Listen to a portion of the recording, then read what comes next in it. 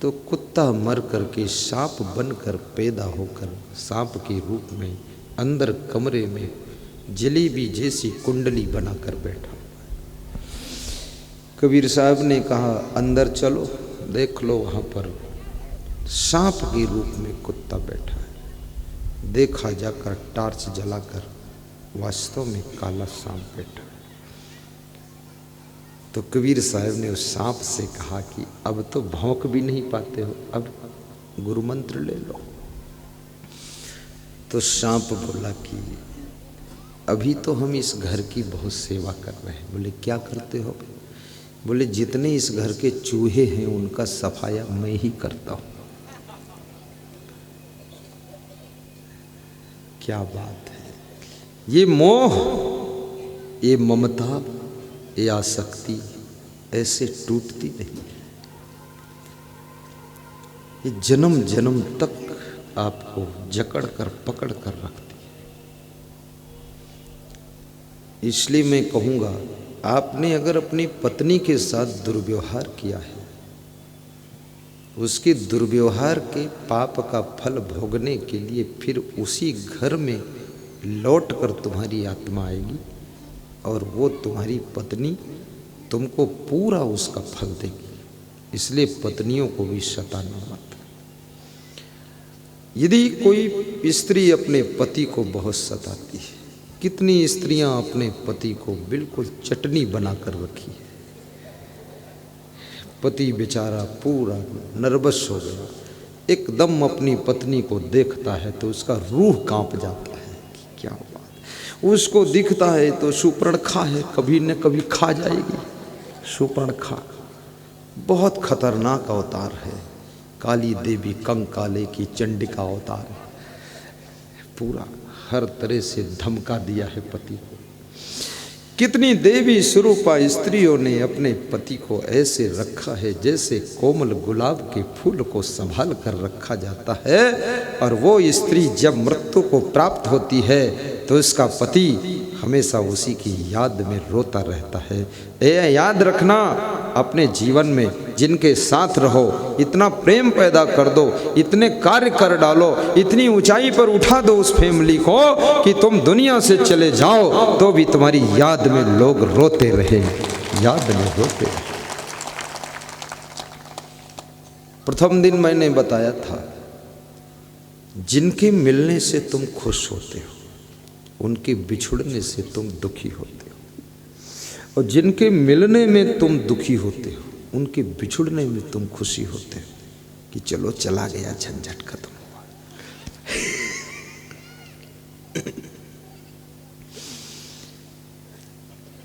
एक आदमी की पत्नी मरी, अर्थी सजी, कंधा लगाकर 4 लोग चल दिए, आधा किलोमीटर गए। एक नीम का पेड़ रास्ते में टेढ़ा था, उसमें अर्थी टकरा गई। टकराने से उस स्त्री को कहीं अटका वटका होगा, आत्मा जोश आ गया। उसने हाथ हिलाया और मुंह से बोली, कहाँ लिए जा रहे? सबने नीचे रखा, मुंह खोला। उसने कहा सब बंधन खोलो अर्थी के, मैं उठकर खड़ी हो जाती हूँ। सबने कहा ये तो जिंदा हो गई। वापस लौटा के आई, 10 साल तक और जीवित रही। 10 साल बाद मरी, फिर अर्थी सजी, फिर लेकर चले। 4 लोगों ने कंधा लगाया, नीम का पेड़ वही टेढ़ी डाल आई, फिर अर्थी उसमें टकराने की उम्मीद थी। पति जा कर के उस पेड़ के नीचे टेढ़ी डाल को पकड़कर खड़ा है।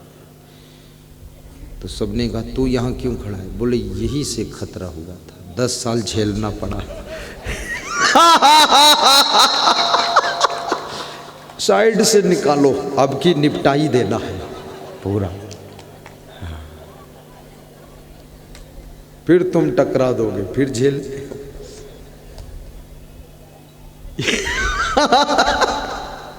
बहुत लोग खुश है क्योंकि बहुत लोगों का यही हाल है। हाँ, हाल। ये पति पत्नी का संबंध, ये दुखद संबंध। रिश्तों को मधुर बनाइए, अहंकार को खत्म कीजिए, नम्रता की नदी बहाइए, सेवक और सेविका बन करके काम कीजिए। आप पति पत्नी हो या गुरु शिष्य हो या भाई भाई हो, ज़्यादा रोष, ज़्यादा जोश और ज़्यादा गुस्सा, इससे कोई फायदा नहीं होगा। थोड़ी जिंदगानी तुम भूल न जाना, ये तन धन का कौन ठिकाना। न जाने रात में सो सवेरे जागोगे कि नहीं जागोगे, क्या भरोसा। इतना माँ पर नाराज क्यों हो। कितने लोग अपनी माँ से ही बहुत नाराज हैं, मतलब कुतिया से प्रेम करते हैं लेकिन माँ से बहुत गुस्सा है। माँ के ऊपर आंख चढ़ी रहती है। और कितने लोग अपने पिताजी पर ही बहुत नाराज रहते हैं। थोड़ा पिता को भी कुछ भूल चूक हो तो क्षमता ले लो, क्योंकि आपके पिताजी है। मनुष्य रूप उनका भी है, कोई बहुत महान आत्मा बेचारे नहीं है, लेकिन आपको जन्म दिया है। थोड़ा कुछ गलती भी है तो उसको भूल करके सेवा कर दीजिए। गाय लात मारती है फिर भी सेवा करके दूध मिल जाता है, पी लेते हो। अगर माता पिता कोई भूल चूक कर चुके हैं तो उसको क्षमा करके उनकी सेवा करके उनके ऋण से पूर्ण हो जाइए और उनको धन्यवाद दीजिए। माता पिता को भी चाहिए बचकानी आदतें जवानी में तो छोड़ ही दो। कितने लोगों की जवानी भी बचकानी है, बुढ़ापा भी बचकाना है। अहंकार में तो बोलते हैं कि बाल सूरज की धूप में थोड़े सफ़ेद हुए। बहुत कुछ देखा हूँ संसार, बहुत कुछ देखा, लेकिन खुद को तो बिल्कुल नहीं देखा तुमने। बोले 70 साल उम्र है, समझते क्या हो। 70 साल और 700 साल से कुछ लेना देना नहीं। कृष्ण तो बचपन से भगवान कहलाए, तुम 70 साल में इंसान नहीं कहला सके। ये बाल पकने से उम्र से क्या होता है। कितने लोगों की बड़ी उम्र का बड़ा अभिमान होता है। मैं छत्तीसगढ़ में सत्संग करने पहली बार गया, सन 1998 की बात है। तो मुझको कुछ लोगों ने देखा तो बोले, अरे अभी तो वो लड़के जैसे हैं। वो क्या सुनाएंगे, लड़का बताया। मैंने कहा कि लड़के जैसे कोई शरीर से सत्संग थोड़े होता है। जब मैंने सुनाया बोले हाँ है तो बहुत ठीक है, समझदार, बुद्धिमान और साथ में नियम भी अच्छा उनका। अब उनको मालूम नहीं था, देखा बस पहले से नाम सुना था, वो आ रहे आ रहे आ रहे। जब मैं पहुंचा तो देखा, बोले तो लइका मने है, छत्तीसगढ़ी भाषा में बोले। याद रखना, उम्र कम होने से ज्ञान कम हो जाता है, ये फार्मूला लागू नहीं होता है। उम्र अधिक होने से ज्ञान पूर्ण हो चुका है, ये भी फार्मूला झूठा होता है। ज्ञान का रिश्ता, सद्गुणों का रिश्ता उम्र से नहीं होता है। ये आदमी का जब विवेक जागृत हो जाता है तब वो व्यक्ति महान बन जाता है। लेकिन फिर भी मैं कहूँगा कि जो उम्र में बड़े हैं उनका उम्र के नाते सम्मान करना चाहिए, क्योंकि भागवतकार ने कहा है, वयम वृद्धा बलम वृद्धा धनम वृद्धा संबंधम वृद्धा समम वृद्धा ज्ञानम वृद्धा सर्वम वृद्धा भवेत। जो उम्र में बड़ा है वो भी बड़ा है, भागवतकार कहता है उसको भी बड़ा मान लेना। हमारे साथ में कुछ बूढ़े संत हैं, एक दो, तो उसको मैं साहिब बोल देता हूँ। क्या बोलता हूँ? साहिब। क्या? हालांकि मुझे तो उनको दास बोलना चाहिए। अभी एक बुजुर्ग संत यहाँ आए थे, उसको माला पहनाया मैंने। वो मेरे से ज़्यादा उम्र है, उसको मैं माला पहनाया। वो कोठारी साहब है, बर्तन की जिम्मेदारी उसकी रहती, भंडारा की। उम्र का भी लिहाजा रखना चाहिए। फिर संबंधम वृद्धा, जो रिश्ते में बड़ा है वो भी हमसे बड़ा है, भले बुद्धि बड़ी हो न हो, रिश्ते में बड़ा है। जैसे सासू और बहू का रिश्ता, तो सासू भले ही लेटेस्ट नहीं है, मॉडर्न सासू नहीं है, ओल्ड मॉडल की है। ओल्ड मॉडल तो तुम भी हो जाओगे, तुम कब तक रहोगी न्यू मॉडल? तुम क्यों नखरा कर रही फालतू, सब ओल्ड मॉडल, क्योंकि हर वर्ष तो गाड़ी का मॉडल बदलता है। लोग गाड़ी खरीदना होता पूछते हैं भाई आपकी गाड़ी कौन सी मॉडल, बोले 2014 मॉडल, कोई बोलता 2010 मॉडल। अरे बहुत पुरानी नहीं लगी, ओल्ड मॉडल कौन पसंद करता है?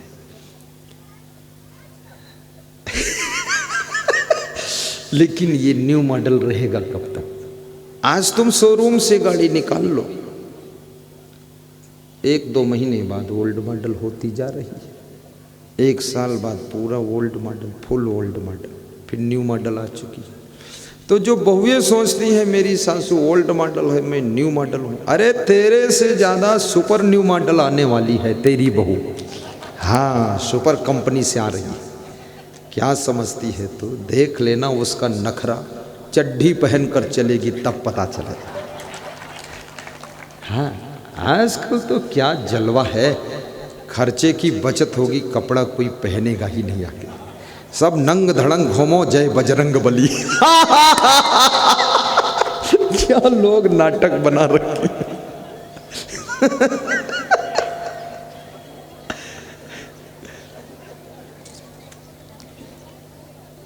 मैं धन्यवाद देता हूं। हाँ, मॉडल में और है क्या? Old model, new model. New model का मतलब है खुल्लम खुल्ला घूमे वो न्यू मॉडल, और थोड़ा कपड़ा ठीक से पहन ले ओल्ड मॉडल। लेकिन याद रखना,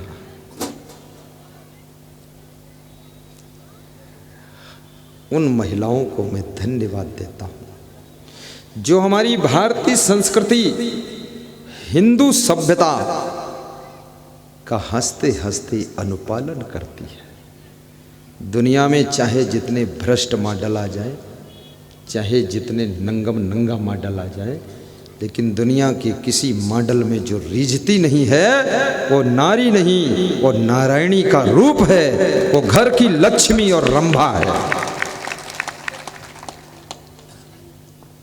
पुरुषों में भी मॉडल है। एक बेटा मुझसे कह रहा था हमारे पिताजी थोड़ा ओल्ड मॉडल के, तो मैंने कहा तू कौन बड़ा न्यू मॉडल है? अब न्यू मॉडल यही है, पान तमाकू खाए घूम रहा तो न्यू मॉडल है, भांग खाए घूम रहा है, दारू पीता है अपने न्यू मॉडल बताता है, उसका बाप सीधा साधा उसको कहता ओल्ड मॉडल है। ये दारू पीना न्यू मॉडल है। धीरे धीरे शराब को लोगों ने ऐसा सेट कर दिया है कि जैसे चाय परोसी जाती थी पहले विवाह बारात में, उस तरह अब शराब परोसने का अभियान चल रहा है। सरकारों से लोग चिल्ला रहे शराब बंद करो, और जिस जिस सरकार ने शराब बंद कर दिया, पीने वालों ने सरकार को ही बंद कर दिया। तुम्हारी ज़रूरत नहीं है, पीने दो, मरने दो, खाने दो, हड्डी चबाने दो।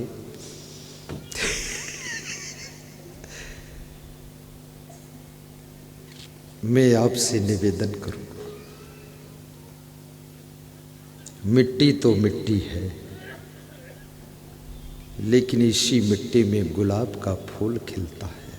खिलता है कि नहीं खिलता? इसी मिट्टी में गेहूं, चना, सरसों, चावल, गुड़, गन्ना सब होता है, लेकिन मिट्टी सुंदर नहीं है। पर मैं आपसे कहूं, मिट्टी को टच ना किया जाए तो क्या गन्ने से गन्ना हो सकता है? मिट्टी को मत छुओ, गुलाब से गुलाब नहीं हो सकता। मिट्टी से ही ये सब चीज़ें होती है। आपके माँ बाप, याद रखना, इस मिट्टी की तरह है। उन्होंने तुम जैसे गुलाब को प्रकट किया है, खिलाया है, उनको धन्यवाद दीजिए। ये ओल्ड फोल्ड मॉडल मत बताइए। जैसे हमारे गुरुजी हैं, तो वही हमेशा पगड़ी नहीं बांधते। लोग वो कोई बोले ओल्ड मॉडल नहीं, तुम्हारी खोपड़ी सुधारने वाला मॉडल है। हाँ, पगड़ी नहीं बांधने से थोड़े वो बोलते मेरे गर्मी लगती, थोड़ा बांधते फिर निकाल देते। कपड़ा भी नहीं पहनते, ऐसे ही एक कपड़ा डाल के आधा खुला रहता थोड़ा सा। और लेकिन उस गुरु ने हम जैसे शिष्य को तैयार किया है। सोचिए, एक सुनार तो सुनार है, उसकी शकल सुंदर हो ना हो, JR ज्वेलर्स की शकल सुंदर हो न हो, लेकिन सोने को जब हाथ लगा देता है तो सोना गले का हार, कान का कुंडल बन जाता है, नाक की नथनी बन जाता है, जिसको दुनिया की सुंदर से सुंदर महिलाएं और पुरुष सब पहनते हैं और उसको पहनकर अपनी सुंदरता को बढ़ाते हैं। तुम्हारे माँ बाप तो सुनार की तरह हैं, सास ससुर तो सुनार की तरह हैं, तुम सोना की तरह हो। तुमको किसी आभूषण के रूप में परिवर्तन करने का काम वो करते हैं। गुरु तो सुनार है, इसलिए कहा गया गुरु कुम्हार भी है। कुम्हार गुरु को क्यों कहा गया? गुरु ही कुम्हार है ऐसा नहीं, माँ बाप भी कुम्हार है, सास ससुर भी कुम्हार है, और कभी कभी तुम्हारी पत्नी भी कुम्हारिन बन जाती है। कुम्हार का अर्थ क्या है? कुम्हार का उदाहरण क्यों दिया गया? इसका कारण क्या है?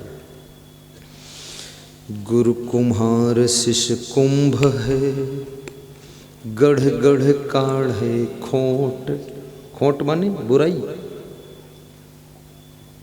अंतर हाथ सहार दे, बाहर मारे चोट।